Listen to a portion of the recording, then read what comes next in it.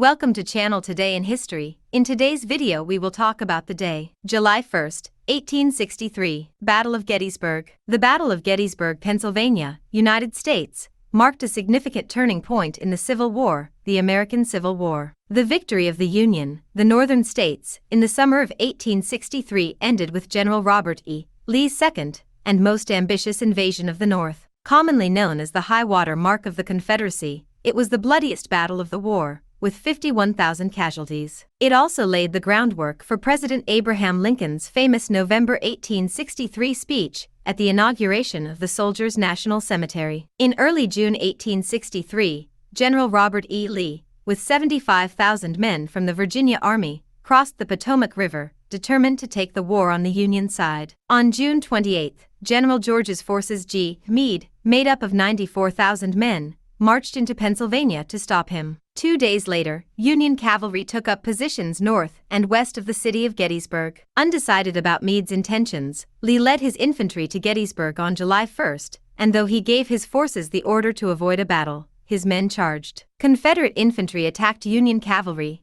and their infantry reinforcements, managing to breach the Northern Unionist lines. Shortly thereafter, another Confederate offensive, the Southern states, ended what was left of resistance in the West. The Northern survivors retreated to Cemetery Hill, and Lee ordered his General Richard Ewell to take the hill quickly, before his defenders could organize and receive support. However, Ewell decided not to. The bulk of Meade's men arrived in Gettysburg around midnight. Soon, they established a defensive siege along Cemetery Hill, its right flank over southeast of Culp's Hill, and the left flanking south to the Round Tops Hills. On July 2nd, Lee ordered Ewell to attack the Union's right flank, while the Confederate Army's second-in-command attacked the left. The heist was somewhat successful and managed to deliver a good blow to Unionist lines, but the key position remained on the hands of its defenders. The battle continued on July 3rd.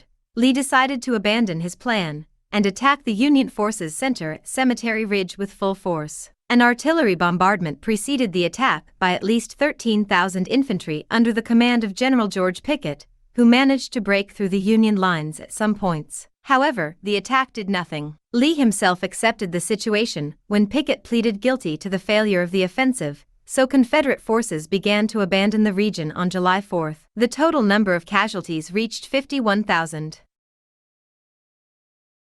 Although Gettysburg is known as the most important battle of the Civil War, the surrender of Vicksburg, Mississippi, on July 4, 1863, the same day that Lee withdrew from Pennsylvania, aroused greater interest among contemporaries. President Abraham Lincoln's November speech at Gettysburg, as well as the Confederate Unionist meetings that took place there, gave this battle a prominent place in U.S. history. Did you like the video? In the description you will find the blog link with the full article. Give an incentive by subscribing to the channel, liking, commenting, and sharing with your friends. Hugs. Until the next.